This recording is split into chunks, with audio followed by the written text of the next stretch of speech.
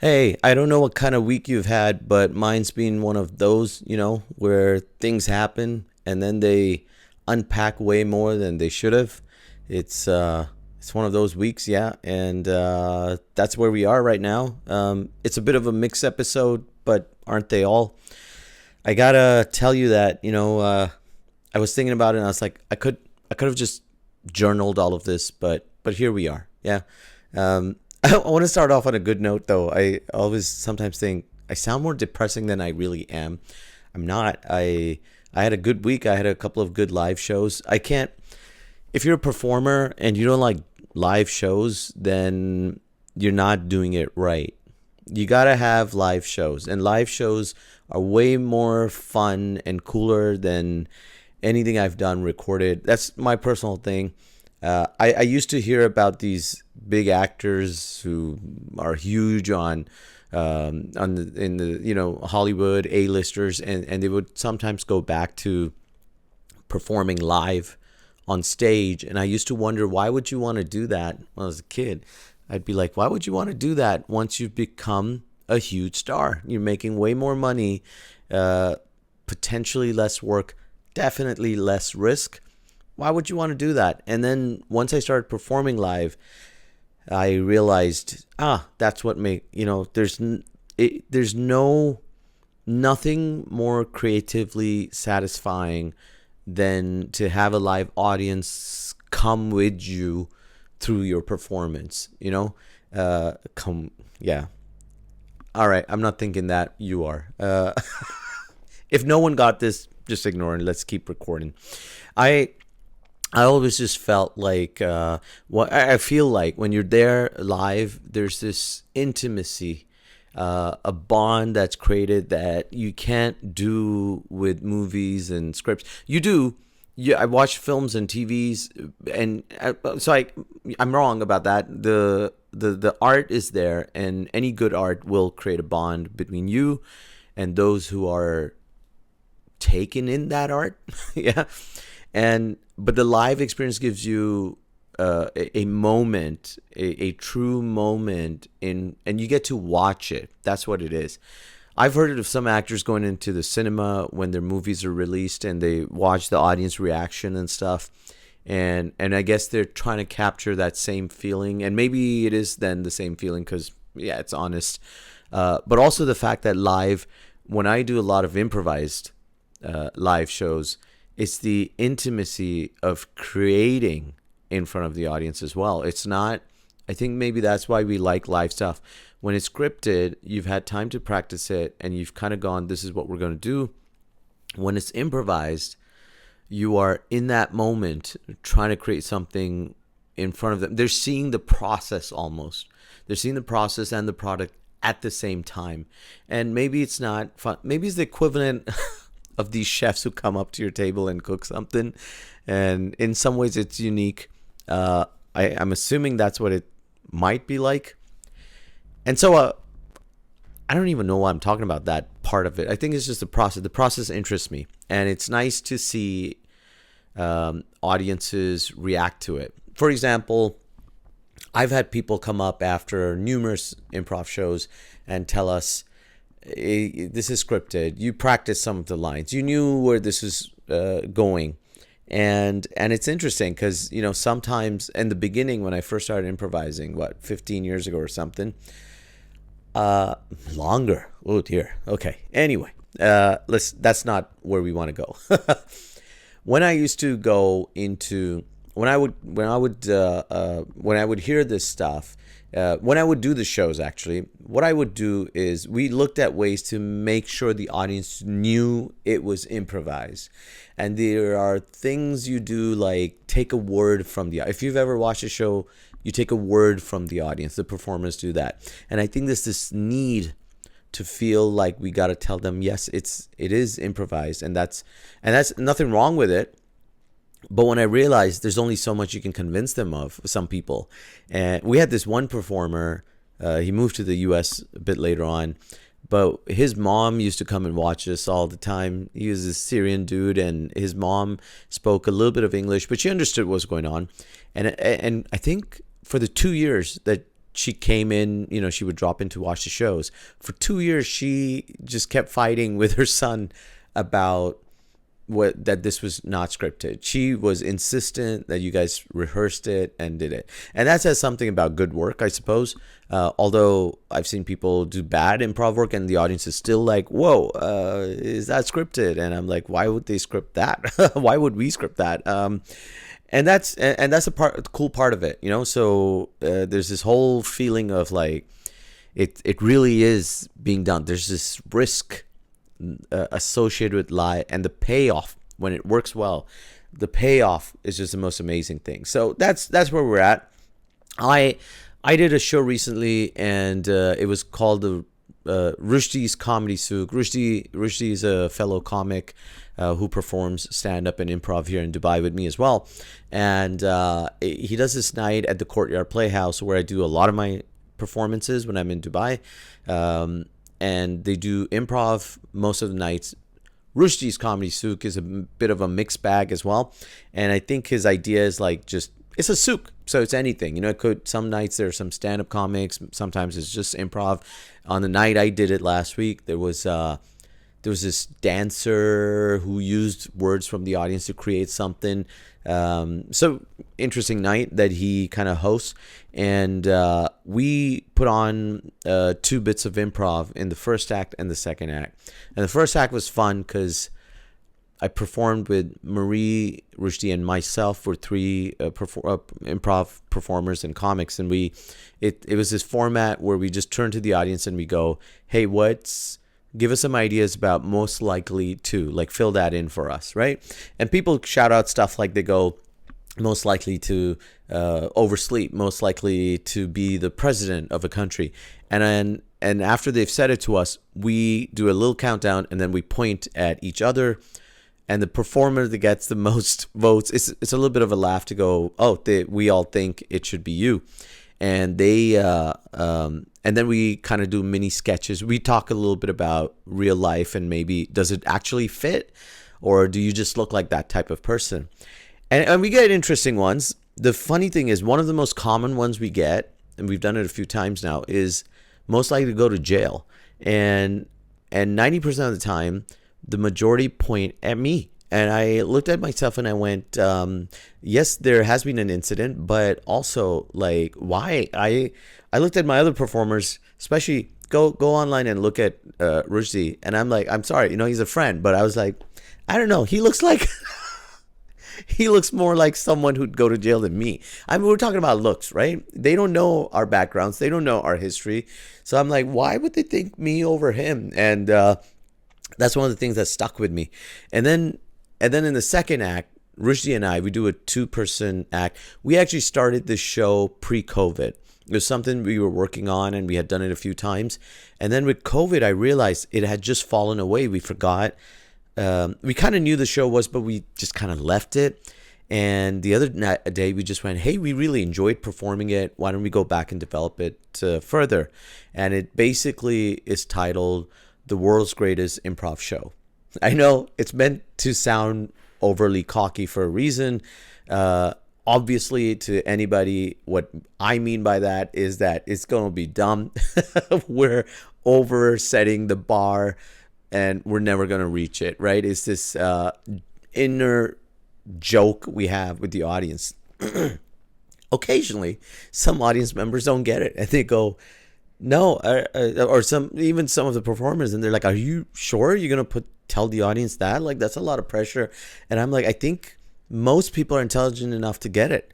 Anywho, that's the name of the show. And what we do is we get them to tell us everything they would think the greatest show should include, and we write those ideas down around the stage because in chalk or whatever, and then we try to do this whole 3-act play in which we incorporate everything they've said, and sometimes it's really forced. It's meant to be bad, all right?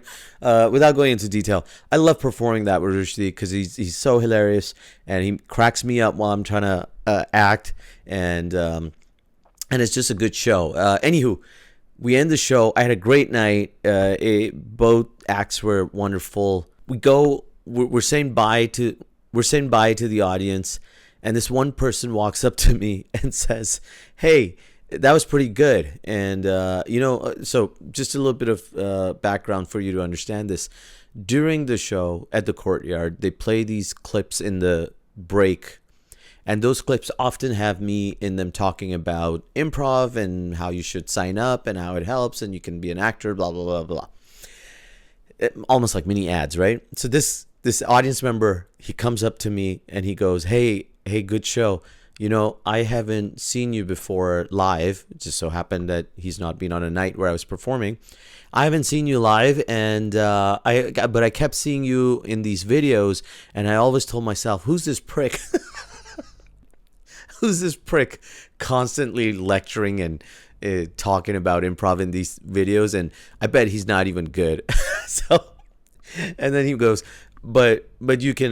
This was pretty good. All right. He didn't say excellent. To be fair, he said this was pretty good. I get it now. Why you're on the video in the videos and stuff. And I it was kind of like a cool insight for me to go, that's how people will perceive someone up there in the videos and stuff. And so I was glad that person finally saw me. It was kind of like a really cool, funny moment for me. Apart from these shows, like I said, I've been doing some stand-up. I also just, obviously, as happens in my life, had to miss out on some more gigs. I was booked to do one in Oman for a corporate gig, and I was looking forward to it actually because it sounded like a fun crowd. The agency that booked me, I know them. They're nice, lovely people. And then the company, the client was also a company I know that has a cool vibe to it. So when you get that idea, you're like, okay, when I go in, the chances of having a good, fun audience is high. So so week before the show, I was supposed to go next weekend. I find out that I can't because the Oman visa at the moment, I can't. Normally, if you have a UAE, a GCC visa, you get visa on arrival. Now, I have a Pakistani passport, and I can't get a visa on arrival because my sponsorship over here, a couple of years ago, my wife got the golden visa and she put me and the kiddo under her sponsorship. And now I need my sponsor's approval and for her to come with me to get that visa. I don't get a visa on arrival. I can apply unless I'm traveling with her, or I can apply and she has to travel with me and she's not in the country. So it was pretty embarrassing having to tell the client, "Sorry guys, I can't do this gig because of being a house husband." That's what my visa says. To be specific, it says house husband, not allowed to work. Wonderful. It hasn't come in the way any time before. I've had this moment where at the Lebanese consulate, they asked for a letter and NOC, but with the Oman one, there was no option of doing that either. So here I am, lost out on some money and a gig, and it's just really frustrating because last month I had the same problem when I wasn't able to get visas for Saudi at that time. There was a block, and then missed out on 2-3 gigs there, and it just kind of it just feels bad. You know what? The only good thing that came out of it was the agent. She had booked me because she was like, "Hey, I really trust you. You're funny. You're going to do great here." And she was looking forward to taking me. She had bigged me up with the client as well. And then when I told her, well, we can't, she was looking for alternatives. I gave her some names. She looked around. She asked, and then she came back to me and she said, I just spoke to a friend who said, "Hey, I know a real good comic. He's my favorite. He's really funny." And then her friend sent her the Instagram page, and it was mine. That's so cool, right? My Instagram handle. Not cool because it didn't solve the problem for her, but I felt better that, oh, there's a couple of fans out there. That's great. And she just went, shit, So I feel bad for her. It was so close to the event, and I just feel frustrated about these things that when they happen. I think I work hard and stuff, and then there's this added obstacles that shouldn't be in place. Anyway, I'm grateful for the work I do. I'm grateful for the fact that I get people coming up and still wanting to book me and stuff. It's a good thing that happens. But that was the downer a little bit, and then I had other stuff that was interest. I've been getting up to stuff, visiting some friends. I just realized, AI with Chat GPT and stuff. I use it a lot. All right, and especially for mundane tasks, but I also kind of look into other stuff with it. But here's the thing. I feel like some people, and I say this with all, like, the amount I use it as well for helping me out with life. It's a great tool. Some people believe it's way ahead than it is. Now, I could be completely wrong. I'm not a genius. I have not read up on it enough. I read articles here and there about it because it does interest me, and it's a big part of our lives now, whether I like it or not. Just like any new tech that, it occurs when they come in. I don't know if it's true, but I was reading somewhere also, just passing through on something on the internet, about how when books came out, there was this whole hue and cry about, like, oh my God, this will destroy people and they shouldn't be reading books like this, and so on and so forth. I don't know how true it is, but I'm sure every tech has faced that when it's first come out. So AI is out, but I also think on the other side, people give it way. I had a couple of friends, and I know a few people who are like completely like, this is the whole Terminator moment. And I know I grew up watching it too, and it could happen. I don't know, right? I don't have the details. I don't have the knowledge. I don't have the intelligence. It could happen that AI is going to destroy us. But when I look at it, I just kind of go, is it, will it, maybe? How do we know? How do we know what AI wants? How smart AI is? I can't think on its level. If it's all logical. Anywho, it just interested me. And then something happened. One of my friends told me, hey, ask your Chat GPT to tell you your IQ. And so it gave me a range of 125 to 135. And then he laughed and he said, I told 10 people do it, and it did the exact same thing. So you asked Chat GPT then, why'd you give me that score? You don't know. You haven't scored me. And it basically admitted, listen, I just want people to, someone asking me that, I'm assuming they have low self-esteem, so I'm trying to build it up for them. And so that's why I gave you that range. I don't really know without a test. So that got me interested, and I said, okay, give me a short test. Now I was just like, I'm curious. Give me a short test. I want to know. And it gave me a 5-question thing with different things, and it's like, give us a quick gauge. And my score was lower after that. But out of the 5, it gave me the answers, and it said you got 3 out of 5. And then I looked at one of the questions, and I went, no, you're wrong. That is the correct answer. It was a logical one. And it went, oh, yeah. I made a mistake. Actually, it had skipped a step. So it had given me the wrong answer. Now, if I had believed ChatGPT, I would have been dumber than I thought. And turns out I was less dumber than I thought. So should I feel good about this? I don't know. I don't know. But here we are. And that's what happened. So I don't know what to make of it.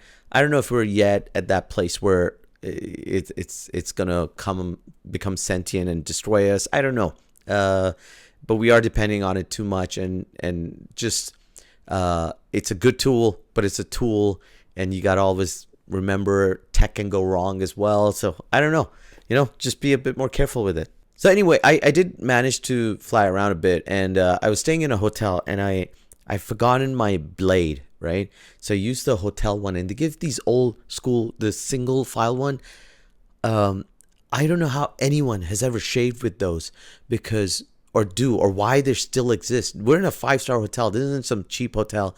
They gave us these, and I tried to use it, and it was horrible. I had like cuts all over my neck and my chin. I got a cut on my chin, and I was trying to be careful with it, and it still kind of just cut through stuff. It was so horrible. I'm like, I never use that again. I'm also just wondering, does anyone actually manage to shave properly with those things? So why am I talking about that? It was just painful. It was just one of those things. I'm like, why is this happening? But what's really got me thinking lately was this whole thing about, like, I was looking outside my balcony. I'm on the outskirts of the city and my little outpost out of town, and about 3-4 years in this building, and I've seen different kind of birds that fly through here. There's this one particular one breed that sits and comes most often. And in the last couple of months, I saw pigeons, and in fact, some of my neighbors mentioned that as well to me. Pigeons have started coming into our balconies, and it's kind of weird. It's annoying. Because for the prior to that, the birds that were coming were kind of elegant, and they kept their distance. Birds that belonged in nature, but now these pigeons, right? Not one or two squadrons. It's like they migrated from the urban battlegrounds to my peaceful post, and it hit me. Pigeons are a metaphor for what happens to brands, status, and storytelling when you lose control of your narrative. Let me tell you what I mean. I feel bad for them because now they're seen as dirty, disease-ridden problems, right? In fact, back in the day, they were luxury, literal pets of kings and queens. They were used as messengers in like Persia, ancient Persia, right? Like Egypt, Rome. I think Napoleon used them. Genghis Khan had postal pigeons. Genghis Khan. First of all, is Genghis in Chinggis in Mongolian. So these people go Genghis or Genghis and stuff. I've heard all kinds of pronunciations. The Western people stop pronouncing it wrong. All right, it's Genghis Khan in Mongolian.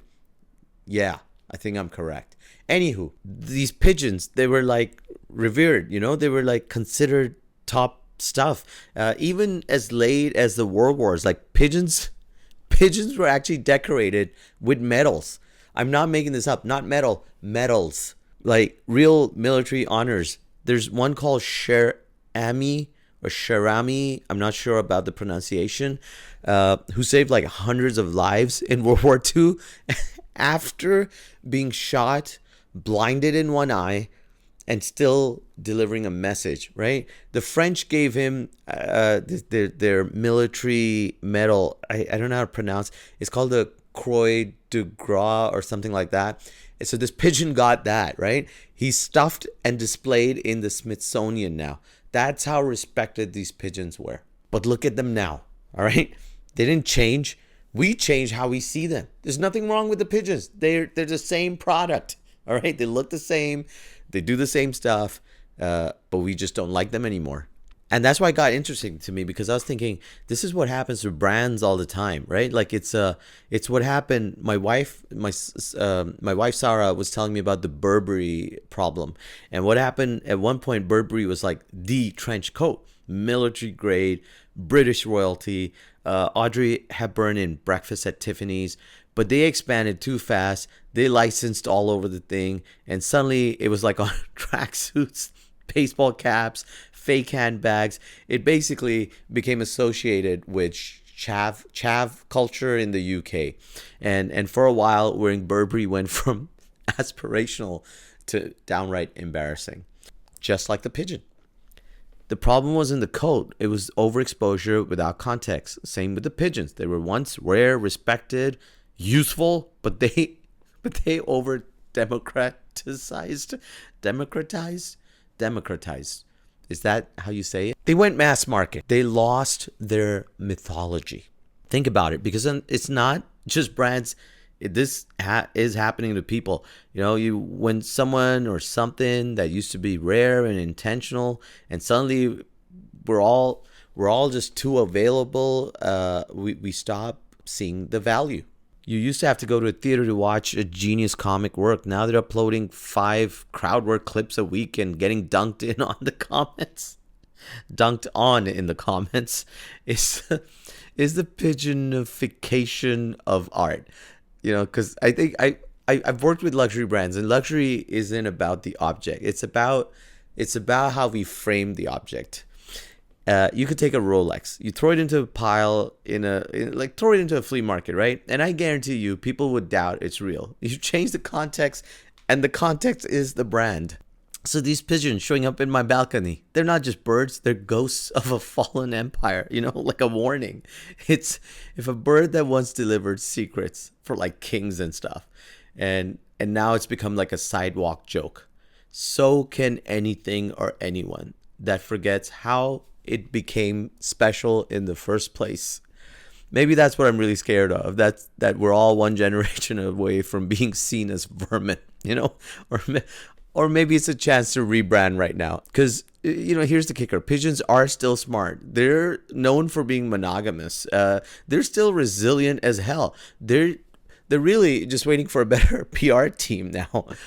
So maybe there's hope for all of us. All right, that's it is a good thought to keep in mind, and I feel bad for the pigeons now, that because there's a part of me that hates them because they do. Anywho, my point was, it was just these thoughts started running in my head, and these pigeons sent me off down this pigeonhole. Although pigeonhole now means something else completely, rabbit hole, so that doesn't actually make sense. I've been talking too long, guys. I gotta go clean up my balcony. I hope you enjoyed this episode. I'll see you in the next one. If you haven't subscribed, subscribe now, because that's what I'm supposed to tell people to do. Take care. Goodbye.